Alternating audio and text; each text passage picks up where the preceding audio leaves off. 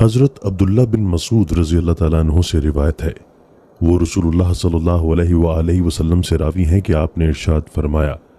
قیامت کے دن جب حساب کے لیے بارگاہ خداوندی میں پیشی ہوگی تو آدمی کے پاؤں سرک نہ سکیں گے جب تک کہ اس سے 5 چیزوں کا سوال نہ کر لیا جائے گا۔ ایک، اس کی پوری زندگی اور عمر کے بارے میں کہ کن کاموں میں اس کو ختم کیا، اور دوسرا، خصوصیت سے اس کی جوانی اور جوانی کی قوتوں کے بارے میں کہ کن مشاغل میں جوانی اور اس کی قوتوں کو بوسیدہ اور پرانا کیا،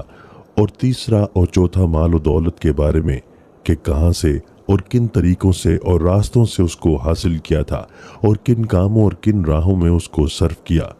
اور 5واں سوال یہ ہوگا کہ جو کچھ معلوم تھا اس کے بارے میں کیا عمل کیا۔ تشریح: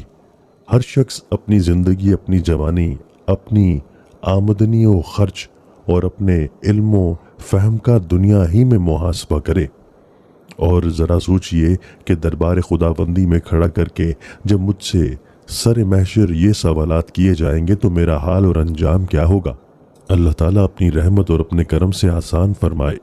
ورنہ امتحان اپنی نوعیت کے لحاظ سے یقیناً بڑا سخت ہے، اور صرف وہی خوش نصیب بندے اس دن رسوائی سے بچ سکیں گے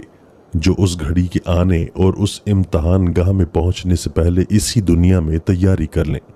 اور زندگی اس طرح گزاریں کہ اس محاسبہ اور اس امتحان میں کامیاب اور سرخرو ہو سکیں۔ امید کرتا ہوں کہ آپ کو ویڈیو پسند آئی ہوگی۔ اگر آپ کو ویڈیو پسند آئی ہے تو ہمارے فیس بک پیج کو فالو کر لیں تاکہ ہر آنے والی ویڈیو آپ کو بروقت مل سکے۔ ایک ایسی ہی مزید ویڈیو کے ساتھ آپ لوگوں کے سامنے حاضر خدمت ہوں گے۔ تب تک کے لیے اللہ حافظ۔